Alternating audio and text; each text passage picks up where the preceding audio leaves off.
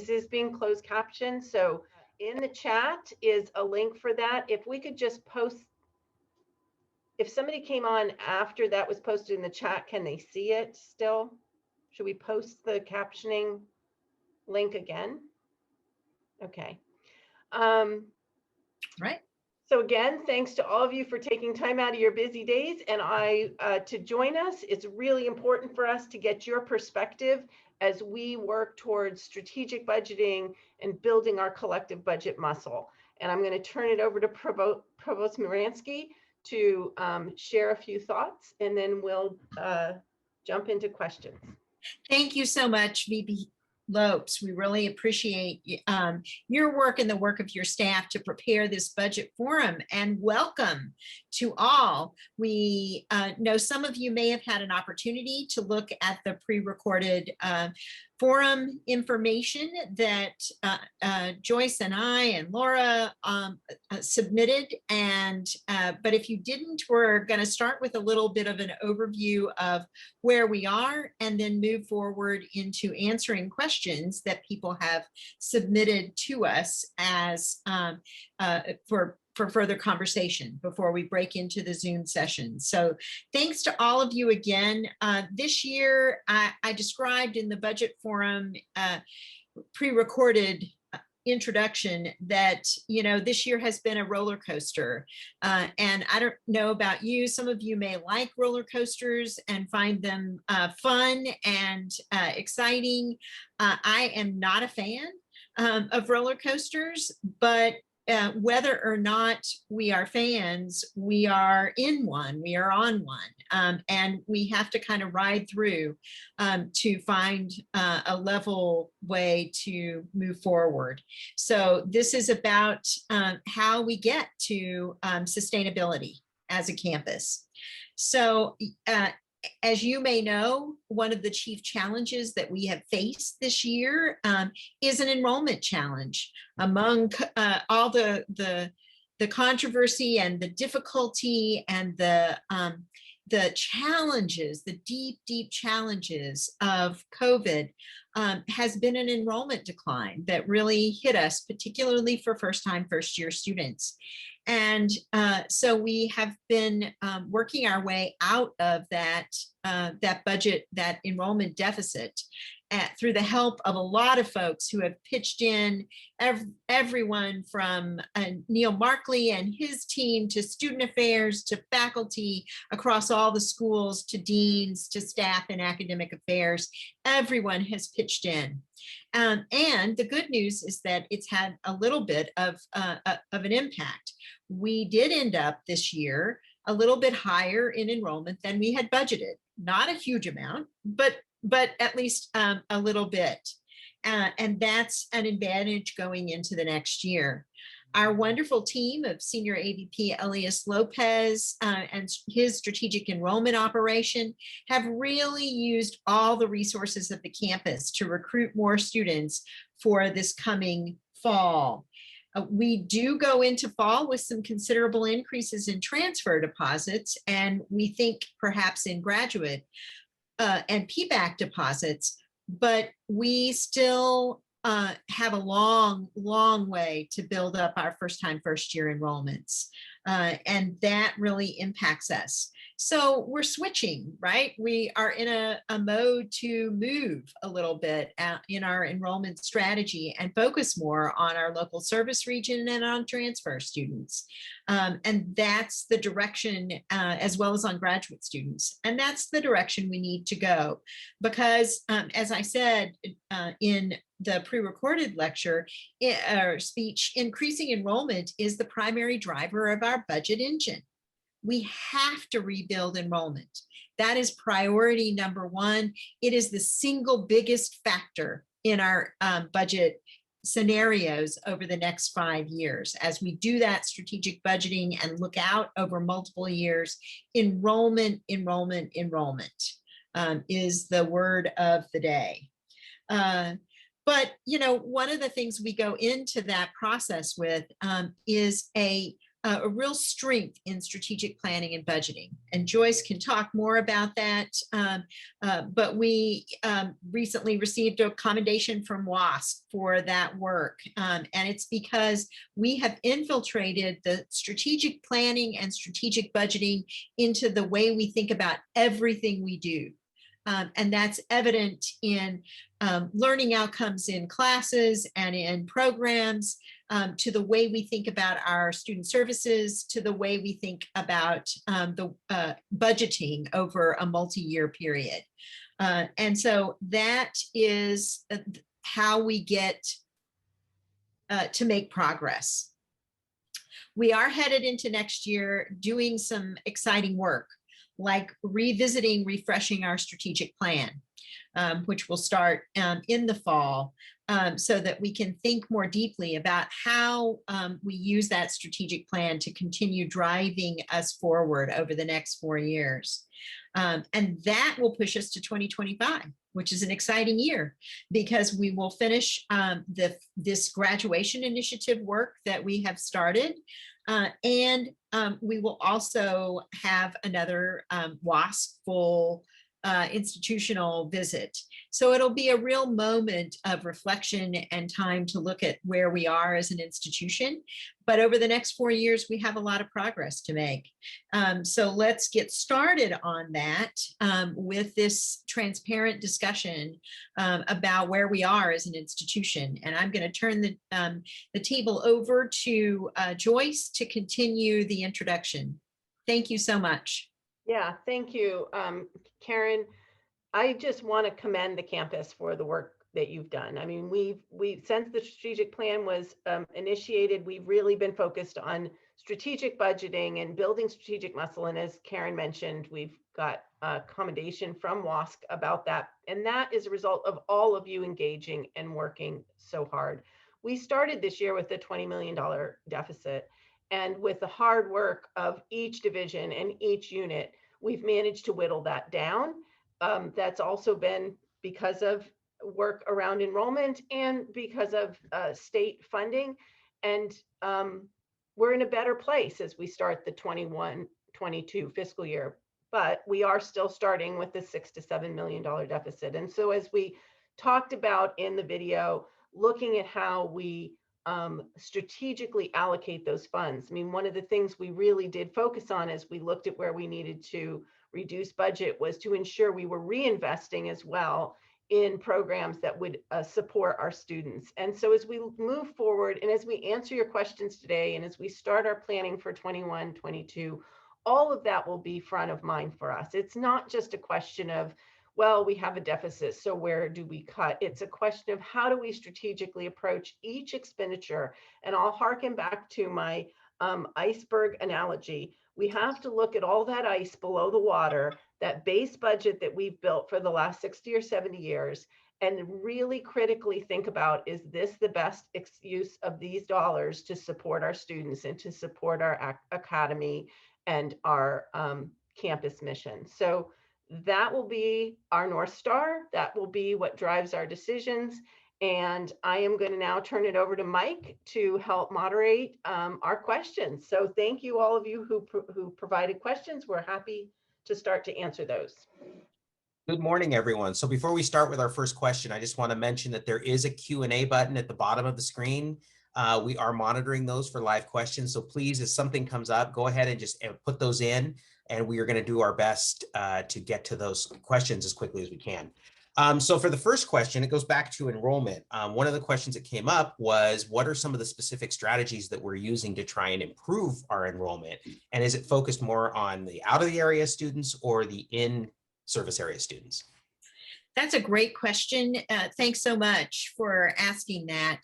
So the strategy, it has changed considerably for Sonoma State over the last couple of years because of geographic and demographic trends with students staying closer to home for college, and with the acceleration of that local kind of educational model through COVID.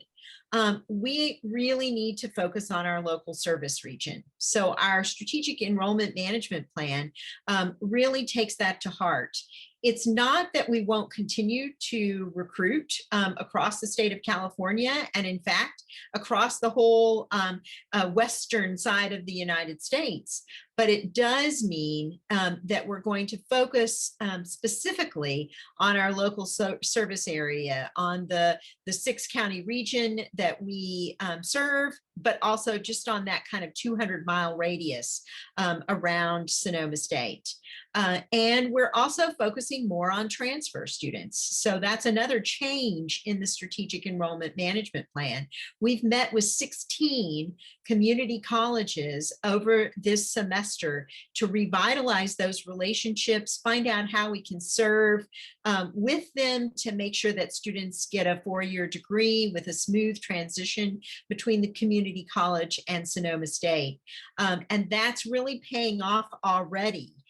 In the deposits that we're seeing for next year in transfer students. So that strategy is one that has worked for us already. We're already seeing those good signs. So that's one of the things that we've been doing, is really rebuilding those community college relationships. We also are building relationships with our area high schools, with our school districts. And that's, again, been a deliberate effort on the part of our recruitment team and on the part of folks in the School of Ed, people in student affairs who have been reaching out to folks they know. So those are some of the strategies that we're using. And it really is about a more focus on local with continued outreach across the state of California and through our Western undergraduate exchange through the Western region of the US, but local first. And we have a follow-up question to that. So the question was asked, many of the solutions that you were talking about were administrative in nature. To what extent are the faculty and academic departments involved in that strategizing? And does the Senate have a role in that? And what role do they play? Sure. So they have been very, very active in working on these strategies and, in fact, deploying the strategies.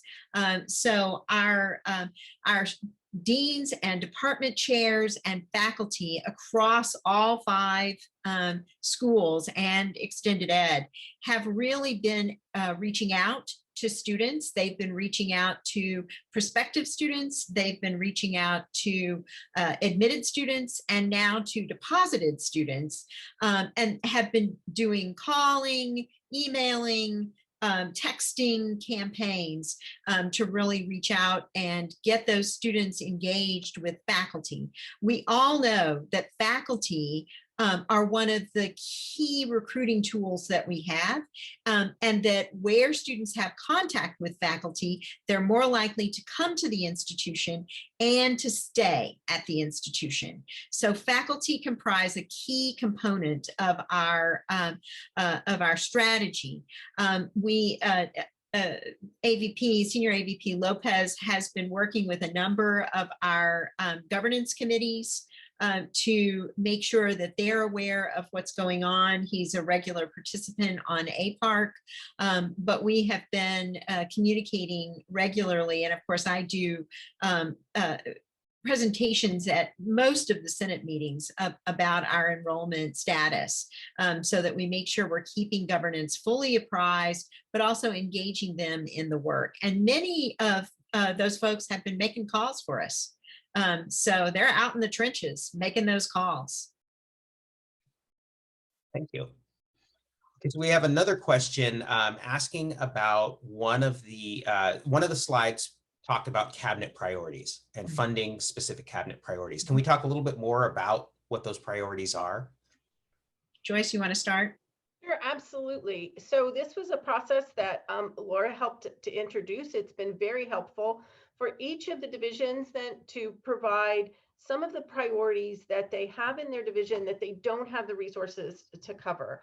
And we collected those together and then looked at our various resources that might be available to cover those, such as our HERF and CARE funding, GI 2025 funding, grants, other types of funding options. We have prioritized those as well over time frames. So what items do we want to try to accomplish short term, or do we need to accomplish short term versus longer term? Some of the short term items that we have looked at approving is ensuring we have appropriate custodial staff to meet our CDC guidelines, ensuring that our filters are being replaced routinely as we work through the COVID suggestions. We are engaged in a process of providing greater internet access to the campus. One of the things that we learned over this last year is that we desperately need to upgrade the ability for students both inside and outside of classrooms and residence halls to be able to access the internet wherever they are on campus. So we're engaged in a three-part process to do that work. That was a real need to get some of that done even before fall semester so that students have better access. As well as funding for training and professional development, both for working online, but also for moving forward some of our DEI initiatives that we have laid out during this past year, as well as technology. I think you mentioned not just Wi-Fi access, but also laptops and equipment as needed. So it's really a number of different kinds of priorities that are on here. Student well-being certainly was brought up around ensuring we have appropriate staffing in CAPS, in disability services. And what we're doing now is going through and prioritizing each of these requests and trying to identify specific resources. And this gets back to the point of not just cutting, but investing in our priorities at the same time. So trying to look at how we do both. Right. Thank you. So somewhat along the same lines, but a little bit different. In one of the slides, Joyce, you mentioned that we can no longer do more with less. We need to do less with less. How do we go about determining what no longer will be provided and also keep those who are affected at the table so that they have a voice in how those processes are re-engineered? Yeah, I think that's a great question. And I think it really does have to be a bottom-up approach. I think it's asking those folks who are frontline, what is it that you're doing that adds value? And where do you feel like perhaps you're just, you're checking a box? I mean, I know there's a lot of requirements that we have both for auditing purposes and to meet guidelines and executive orders and state regulations. And we certainly don't want to minimize the importance of those, but sometimes we're in the habits of doing things because it's the way we've done it. Right. And maybe there's a more efficient way to approach it. And so taking a look at, can we automate that process, even if that costs a little bit of one-time money to do so, because in the long run, it'll free up people's time to focus on where the value is really added to providing our students the access that they need to services so they can be successful with their academic career. So I think it's got to start at the bottom. I think we need to, as managers, engage each of our employees and say, where are you adding value? And what are things that you're doing that you think we could just let go of? And really focusing our efforts in providing the resources to ensure that we are as streamlined and efficient as possible. And we have initiated a shared services group that MyGov is organizing, but that has representation from all of the divisions so that we can really think big picture about what we're doing as an institution and look cross-divisionally. It's really important that we not stay in silos as we move forward, and that's a key component of shared services and of helping us to prioritize our work.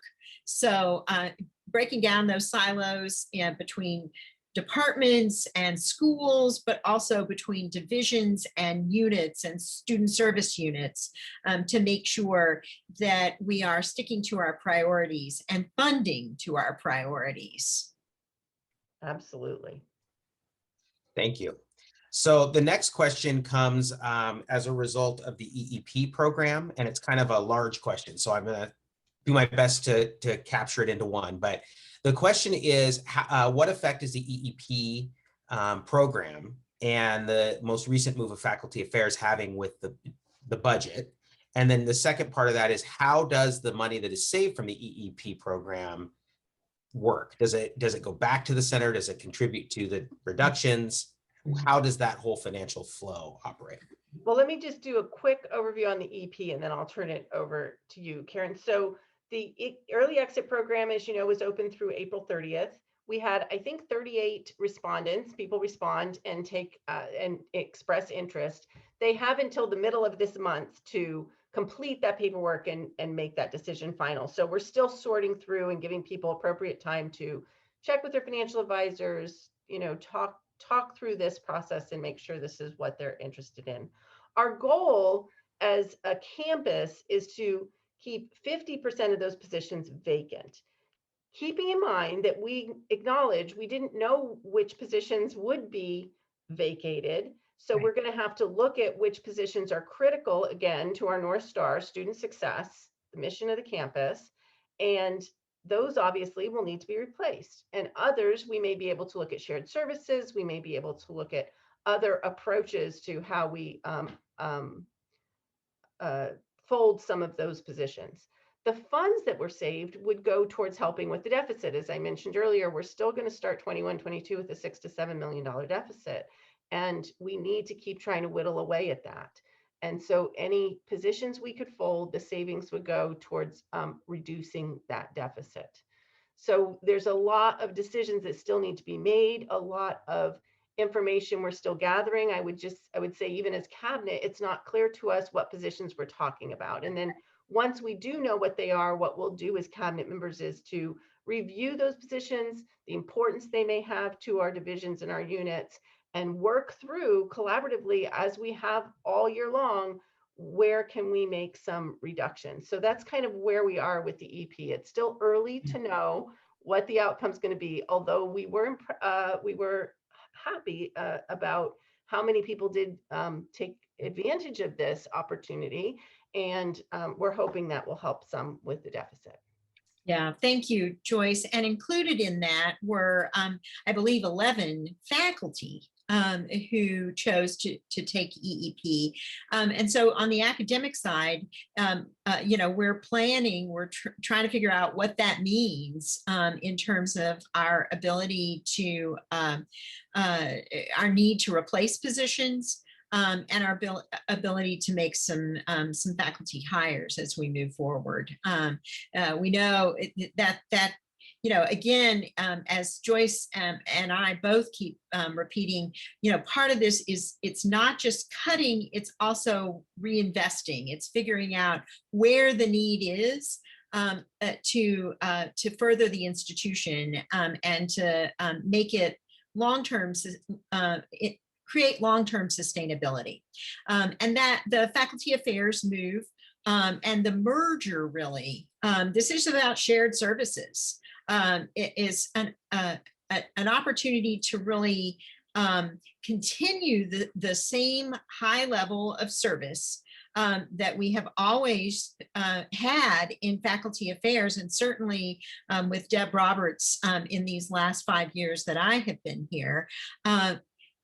We want to continue that. We're fortunate that we have an AVP for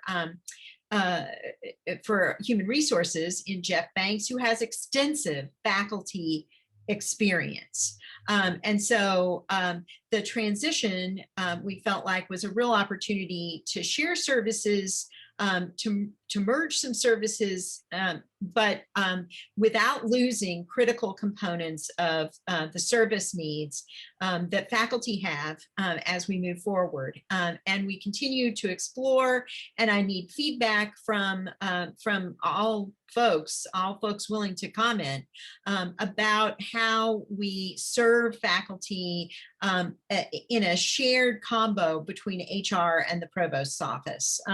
So we really want to make sure that the transition is one that adds value, increases our ability to serve efficiently, and make sure that faculty have touch points where they need touch points around tenure and promotion processes, and other key faculty issues. So that's where we are, and I think we're still counting, how that all will play out in terms of budget savings.